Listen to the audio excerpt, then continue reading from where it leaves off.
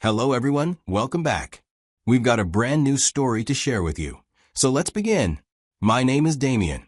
My marriage to Cassandra ended when our twin daughters, Natalia and Lily, were still small. They just turned 2, and we'd been married for 4 years. Those 4 years felt longer than they should have, stretched thin by constant arguments, fundamental incompatibilities, and a growing sense that we'd made a mistake we were both too stubborn to admit. The divorce itself was contentious in the beginning. We fought over small things. But when it came to the custody hearing, something unexpected happened. Cassandra simply stopped showing up. She missed the first hearing. Her lawyer made excuses. She missed the second. More excuses. By the third hearing, her lawyer withdrew from the case entirely. Cassandra never contested custody. She never filed paperwork requesting visitation. She just disappeared. I was awarded sole custody by default. No shared arrangement. No alternating weekends. Just me and 2 little girls who kept asking when Mommy was coming back. I told them that Mommy needed to figure some things out, and she wasn't going to be around for a while. They cried, and I held them. The 15 years after that were the hardest and most rewarding of my life. I worked as an operations manager for a manufacturing company in Durham, North Carolina.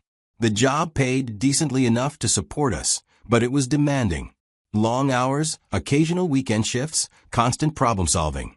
I'd leave work at 5:30, pick up the girls from after-school care, drive home, make dinner, help with homework, give baths, read bedtime stories, and collapse into bed around 11. Then wake up at 6 and do it all over again. I missed work events because they had a school play. I turned down promotions that would have required travel because I couldn't leave the girls with a babysitter for days at a time. I learned to braid hair by watching YouTube videos at midnight after the girls had gone to bed. I taught myself to cook actual meals instead of relying on frozen dinners and takeout. We lived in a modest 2-bedroom rental house in a quiet suburb. The girls shared one room, decorated with posters and stuffed animals and all the things kids accumulate, while I had the other. Money was tight, especially in the early years. I stretched every paycheck, clipped coupons, bought clothes at consignment stores, said no to expensive summer camps, and the latest gadgets their friends had.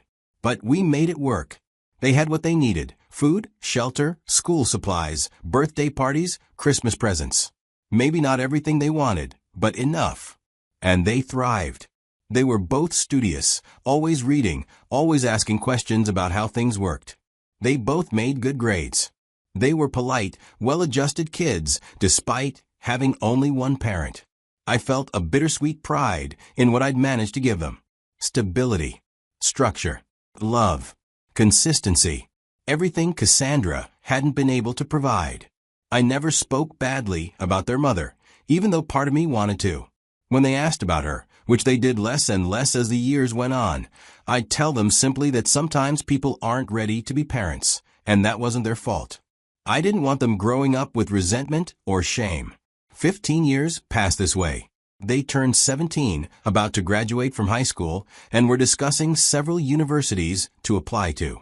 I was proud of how far we came. Then, one evening in early June, my phone rang with a number I didn't recognize. I almost didn't answer. I'd gotten into the habit of letting unknown numbers go to voicemail. But something made me pick up. The voice on the other end was somewhat familiar. It was my ex-wife, Cassandra. She said she wanted to reconnect with the girls, that they were still her children, and she was in a better place now. She said she'd gotten remarried, had stability, and was ready to be part of their lives. I sat there on my couch, phone pressed to my ear, not knowing how to respond. My first instinct was to protect them. To tell her no, that she'd lost that right when she walked away 15 years ago. That she didn't get to show up now that the hard part was over, now that they were grown and didn't need round-the-clock care. But I also knew it wasn't entirely my decision to make. They were adults, or nearly adults. They had a right to know their mother if they wanted to. I told Cassandra I'd think about it. I didn't commit to anything. I said I needed to talk to the girls first. She agreed, gave me her number, and we ended the call. I sat there for a long time afterward, staring at nothing. That night, I told the girls about the call. They were busy with their devices in the living room. So before I started, I asked them to put theirs away because I needed to talk to them about something important. They looked concerned immediately. I rarely did the serious talk thing unless something was actually serious. I told them their mother had called, that she wanted to meet them. The room went completely silent. Their faces were a combination of shock and confusion. Then the question started. Where had she been? Why now? What did she want? Was she okay? I answered what I could honestly. I didn't know where she'd been or what she'd been doing. I didn't know why now specifically. She wanted to reconnect. Yes, she seemed okay. I told them the decision was theirs. I wouldn't force them either way. But I needed to know how they felt about it. They looked at each other. Some silent communication passed between them that only siblings share. Natalia spoke first. She said she was curious, that she'd always wondered about Cassandra, that she wanted to at least meet her once. Lily nodded. She said she felt the same way. There was this quiet longing in her voice, a little girl still hoping to know her mother. My heart ached hearing it, but I understood. I thought to myself, you can't fight the part of your kids that still wants to love the person who left you. So I agreed to arrange a meeting. I called Cassandra back the next day, and we planned something casual. Lunch at a neutral restaurant, public and low pressure. The meeting was set for the following Saturday. When the day came, I drove the girls to the restaurant. My stomach was in knots the entire drive. We arrived a few minutes early. Cassandra was already there, sitting at a table near the window. She looked different from how I remembered. Older, obviously, but also more put together. Cassandra stood as we approached. She smiled, but it didn't quite reach her eyes. She looked nervous. She hugged both girls. They stood stiffly in her embrace, unsure how to respond. Then we all sat down. The conversation was awkward at first, surface-level questions about school, hobbies, plans for college. Cassandra asked about their lives like someone trying to catch up on a TV show they'd missed several seasons of. The girls were polite but tentative. I stayed mostly quiet, just observing. By the end of lunch, things had relaxed slightly. Cassandra asked if the girls would be willing to meet again. They said yes. We left the restaurant with plans for another meetup the following week. Over the next few weeks, the meetings became more frequent. The girls got invitations to visit their house. They would come back from these visits with stories about the place, the pool, the home theater, the gourmet kitchen. They'd mention things their mother's husband had said, trips he'd taken, people he knew. Then they started coming back with things. New clothes, designer brands I'd never been able to afford, new phones, tablets, expensive sneakers. I didn't say anything at first. I told myself it was just Cassandra trying to make up for lost time, trying to show them she cared. But I started noticing other changes too. They began making comparisons. Small comments that felt like jabs, even if they weren't intended that way. One evening, Lily mentioned that Cassandra's house felt freer. I asked what she meant. She shrugged and said there were just fewer rules there. Natalia made a comment about how nice it was to have a pool to relax by. I reminded her we had a perfectly good public pool 5 minutes away. She rolled her eyes. One evening, I overheard Natalia on the phone with a friend. She was in her room, but her door was slightly open, and voices carried in our small house. She was talking about college applications. She said her mother's husband had offered to help, that he knew people at several universities, that he had connections that could make the process easier. I felt a knot form in my stomach hearing it, but I didn't say anything. The visits to Cassandra's became longer. First, they'd be gone for an afternoon, then a full day, then the weekends. Sometimes they'd stay several days during the week. I found myself eating dinner alone more often than not. The house felt empty. I tried to talk to them about it a few times. They'd say everything was fine, that they were just spending time with their mom, which is what I'd agree to. I couldn't argue with that, so I didn't. But the distance kept growing. Then we had a boundary issue. We'd always had basic rules in the house. Nothing draconian, just normal parent stuff. Curfew on school nights. Check in if plans change.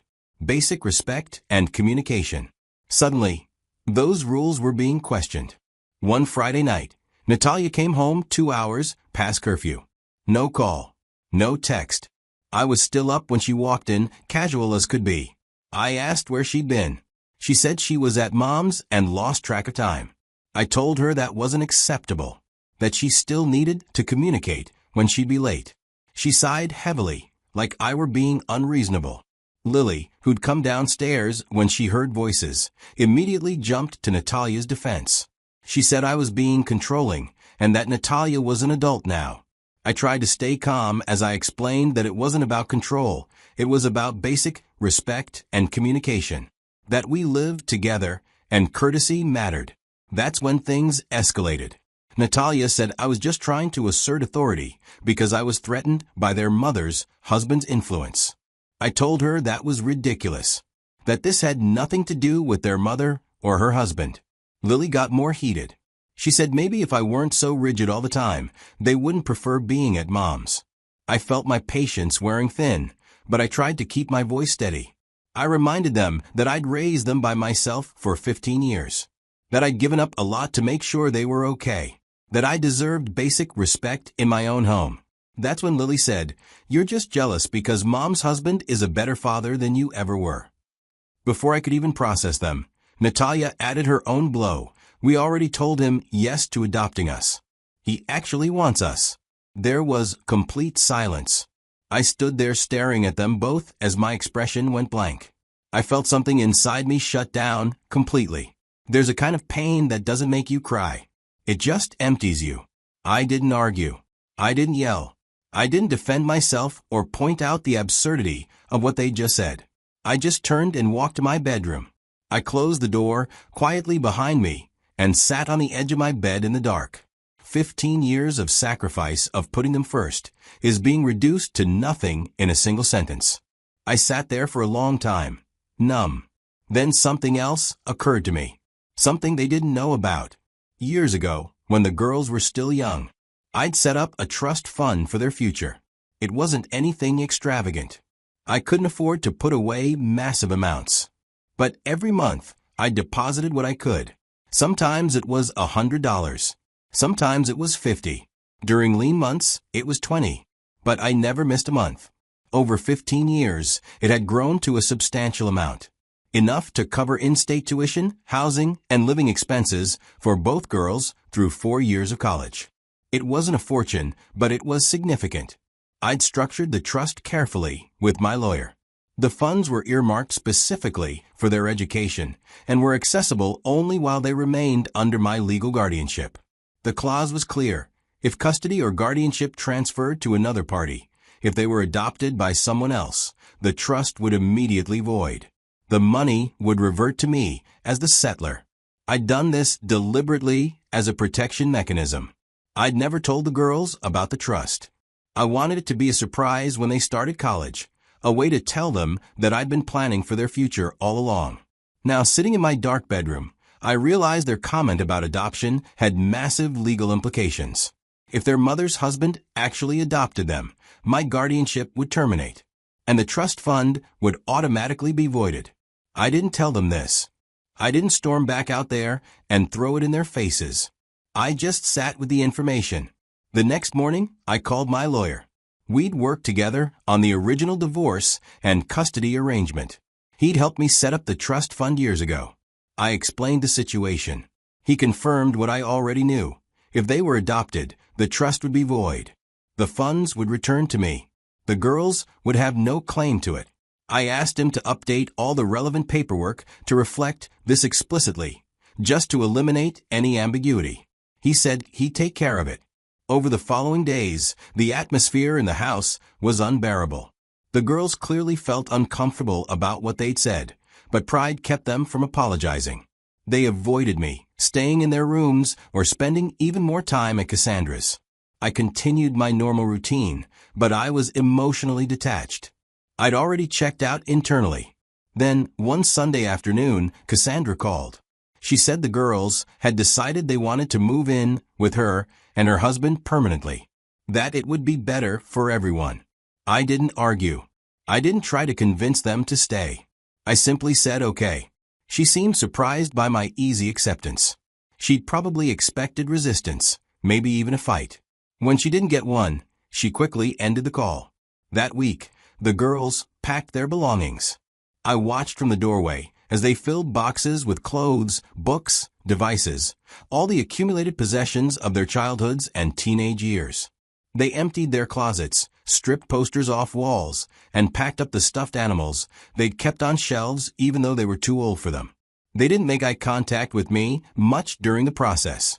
The few times they did, I could see discomfort there, maybe even some uncertainty. But they didn't stop packing. When they finished, Cassandra came to pick them up with her husband's large SUV.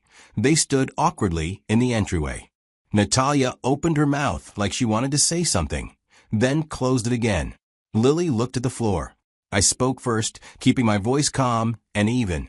I told them I loved them, that I always would, no matter what. I hoped they'd be happy. Natalia mumbled something that might have been thanks or bye. Lily just nodded, her eyes suddenly wet. Then they left. I stood in the doorway, watching Cassandra's car pull away until it disappeared around the corner. Then I closed the door, walked back into the now empty house, and sat on the couch in complete silence. The house felt enormous without them. Their absence was palpable in every room, the empty bedrooms, the quiet hallways, the kitchen that didn't need to accommodate multiple schedules anymore. Over the next week, I made decisions. There was no point keeping a 3-bedroom house I didn't need. The rent was manageable but unnecessary for one person. I gave my landlord notice that I'd be moving out at the end of the lease, which was conveniently up for renewal in a few weeks. I started apartment hunting and found a small 1-bedroom place much closer to my work. It was less than half the size of the house. It was functional, affordable, more than adequate for my needs. I spent weekends sorting through belongings, deciding what to keep and what to get rid of. I donated furniture I wouldn't need, the girls' bedroom sets, the extra chairs, and kitchen items for a larger household. I kept only what was essential. When moving day came, it took just one trip with a small truck rental. The new apartment was sparse. A bed, a couch, a small dining table with 2 chairs, basic kitchen equipment, my clothes, and some books. That was it. I didn't hang pictures on the walls. Didn't buy decorative items. It wasn't meant to be homey or welcoming. It was just a place to sleep and eat. My routine got simplified. I woke up, went to work, came home, made simple meals for one, read or watched TV, and went to bed. Weekends were quiet, errands, gym. I didn't contact the girls. I didn't call or text to check in. I didn't ask Cassandra how they were doing. I simply existed in this new, smaller life I'd created. I didn't speak badly about them to anyone. The few coworkers who knew I had daughters and asked about them got simple answers. They were living with their mother now, doing well as far as I knew. I didn't elaborate, didn't explain the circumstances or express any bitterness. I just disappeared from their daily lives the way Cassandra had disappeared from theirs 15 years earlier. 3 months passed this way. My life had achieved a kind of equilibrium. Work was fine. My expenses dropped dramatically without 2 additional people to support. I was neither happy nor unhappy. Then, one Tuesday afternoon while I was at work, my phone rang. Cassandra's name lit up the screen. I considered not answering, but curiosity got the better of me. I stepped outside into the parking lot and answered. There were no pleasantries or small talk. She demanded to know when I was paying the girls' college fees. She said Natalia and Lily had both been admitted weeks ago and needed some fees paid immediately or they'd lose their spots. I stood there in the parking lot, genuinely confused. I told her I had no idea what she was talking about. No one had informed me about any college admissions. She said, of course, they'd been admitted. The acceptance letters had come over the summer. I asked why no one had told me about this. She said they shouldn't have to tell me, that I should have been staying informed about my daughters' lives. I felt a flash of anger, but kept my voice level. I pointed out that they'd moved out, chosen to live with her and her husband, and cut off communication with me. I respected their choice by not inserting myself where I wasn't wanted. She ignored this completely and continued about the needed payments. The amounts weren't exactly substantial. I interrupted her. I said simply, "Since the girls chose to live with you and your husband, and since Natalia mentioned that your husband was going to handle their college applications and had connections, I assumed he'd be handling the financial side as well." There was a pause on the other end. Then Cassandra's voice got more aggressive. She said I was being petty and vindictive, that I was punishing the girls for wanting a relationship with their mother, that I was a sorry excuse for a father if I'd abandoned them financially out of spite. I stayed calm. I told her I wasn't abandoning anyone. They'd made their choice about where they wanted to live and who they wanted as a parental figure. Natural consequences followed those choices. As she got insulting with her tone escalating, becoming more hostile, I ended the call mid-sentence. I stood for a moment, then went back inside to finish my work for the day. That evening at home, I thought about the call. Part of me felt vindicated. They'd chosen their mother's husband because of his wealth and connections, dismissed me as inadequate, and now they were discovering that money and promises weren't the same thing as actual commitment. But another part of me just felt sad. They were losing opportunities. College acceptances don't wait, because they'd misjudged the situation. Still, I didn't reach out. They'd made their decision. This was the consequence. After that call, there was complete radio silence. No texts from the girls. No calls. Nothing. 5 months passed this way. I settled further into my quiet life. I took up reading more seriously, working through books I'd always meant to read but never had time for. I found a strange peace in the simplicity. No feeling like I was constantly failing to meet someone's expectations. Some nights I'd think about Natalia and Lily, wonder how they were doing, whether they were happy at Cassandra's, whether they ever thought about me. But I didn't act on those thoughts, didn't pick up the phone, didn't drive by Cassandra's house. I just let the distance remain. Then, one evening months after Cassandra's call, I was home after work, making dinner, when my phone buzzed with a text message. It was from Lily's number. The message was long, several paragraphs. I sat down on my couch to read it properly. It started with apologies. They were sorry for being short-sighted. Sorry for the things they'd said. Sorry for how they'd treated me. Then it explained what had happened after they moved in with their mother and her husband. The first few weeks had been wonderful, according to the message. They'd enjoyed the novelty of a luxury, the pool, the nice rooms, expensive meals, and the freedom from rules. But things changed once college acceptance letters arrived. Their mother's husband had made big promises about handling everything and his willingness to invest in their futures. But when actual payment time came, his attitude completely shifted. He started making comments about how expensive college was, about how he already supported Cassandra and her lifestyle, about how he hadn't signed up to pay for another man's children. The comments got more frequent and more pointed. He'd make remarks about freeloaders, about people expecting handouts, about knowing their place. He never said these things directly to Natalia and Lily, but he said them loudly enough that they clearly heard and understood who he meant. The college payment deadlines came and went, but he never paid. Their spots went to someone else on the wait list. Both girls had lost their college placements entirely. The message continued, explaining that they'd tried talking to Cassandra privately about her husband's behavior. She'd make weak defenses. She'd say her husband was under a lot of stress with work, that he meant well but was just overwhelmed. Over time, they realized Cassandra had no real power in her relationship with her husband. She was financially dependent on him. The house was his. The cars were his. Her lifestyle existed entirely at his discretion. She couldn't or wouldn't stand up to him on their behalf. The message described how they'd started feeling increasingly unwelcome in the house. The atmosphere became hostile. They felt like intruders rather than family members. The message ended with a direct request. Could they come back home? They understood that I was angry with them. They knew they'd hurt me and made terrible choices. But they wanted to come back if I'd allow it.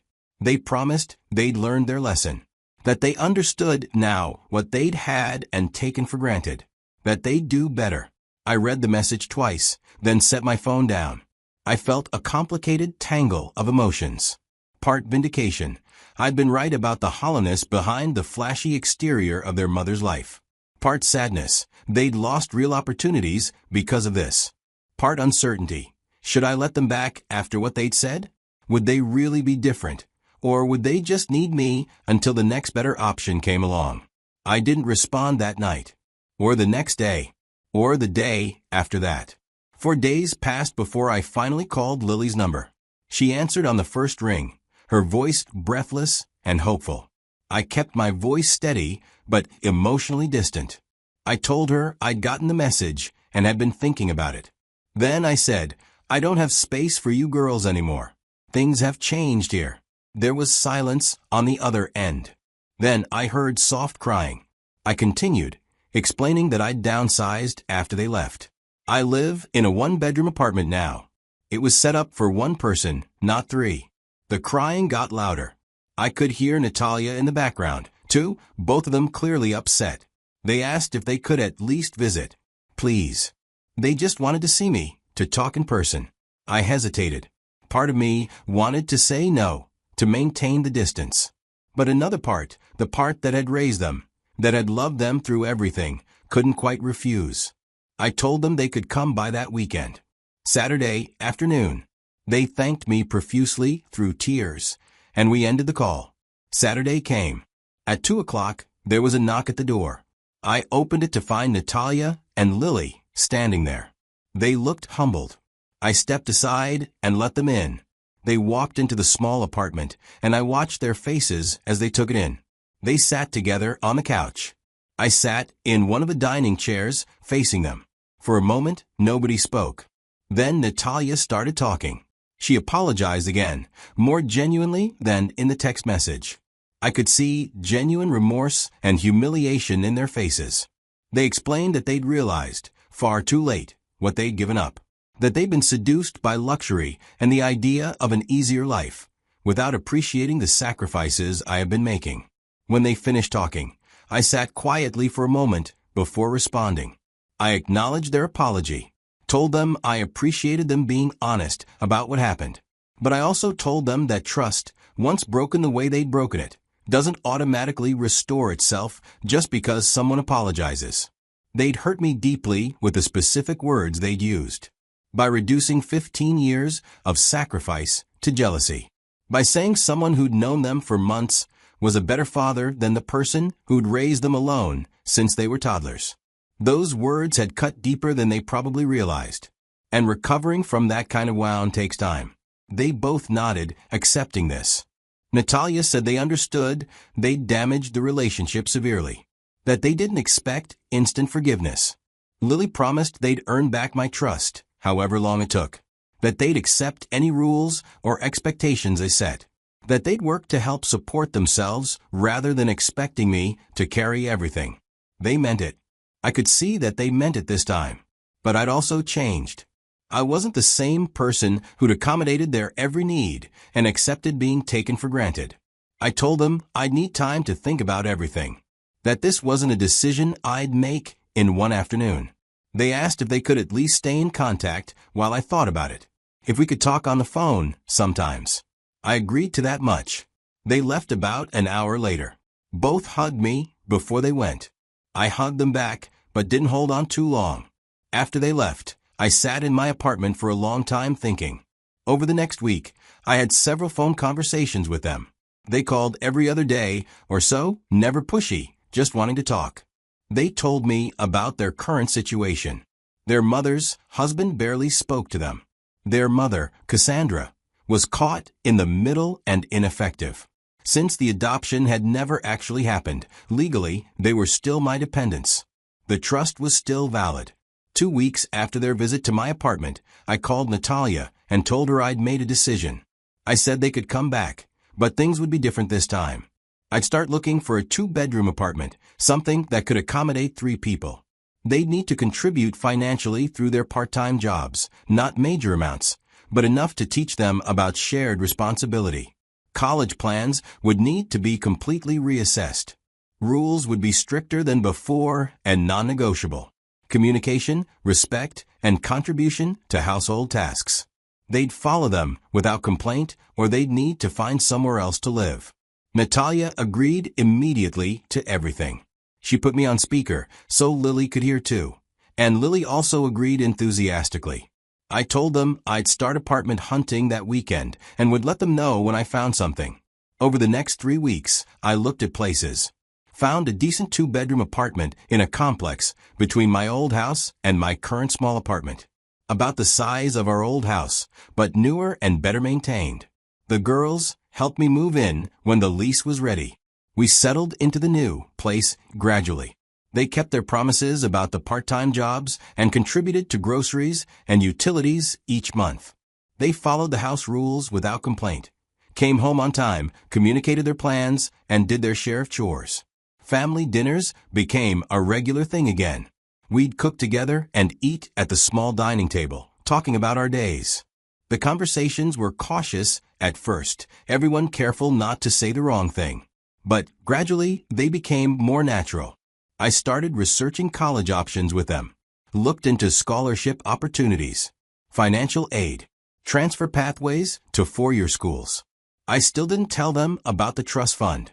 I wanted to see sustained change first. Wanted to know this wasn't just temporary behavior until they got what they needed. Months passed. The changes held. There were good moments. There were also hard moments. But we worked through them. They thanked me for giving them another chance, for not walking away completely when we would have deserved it, for still being there. Then I told them something I'd been waiting to tell them. I said that years ago, when they were little, I'd started saving money specifically for their college education, that I'd put away what I could every single month for 15 years, that it had grown into a substantial trust fund, enough to cover tuition, housing, and expenses for both of them through 4-year degrees. They stared at me, not understanding at first. I explained that the trust had been structured to remain valid only while they were under my legal guardianship. That if they'd actually been adopted like they'd mentioned, the trust would have been voided. Recognition slowly dawned on their faces. Natalia asked if the trust was still valid, if it still existed. I said yes, because the adoption never actually happened, because legally they'd never stopped being my daughters. They both were shocked, understanding how close they'd come to losing something they didn't even know existed. I told them the money was theirs for college, but there would be conditions. They'd need to maintain good grades. They'd need to continue working part-time to understand the value of money. They'd need to make smart decisions about schools and majors and their futures. They promised they would. I reflected often during this time on what I'd learned from all of it. I learned that sometimes the kindest thing you can do is let people face the natural consequences of their choices. That protecting people from those consequences doesn't help them grow. It just delays the lesson. I learned that you can't make someone appreciate what they have by telling them to appreciate it. They have to lose it first and feel that absence. Only then do they understand value. I learned that forgiveness is complicated. It's not about forgetting what happened or pretending it didn't hurt. It's about deciding not to let that pain define who you become next. It's about choosing to keep your heart open even when it's been broken. My daughters had to leave to understand what they had. They had to chase something that looked better to realize it was empty. They had to lose me to understand what I'd been to them all along. Thank you for watching.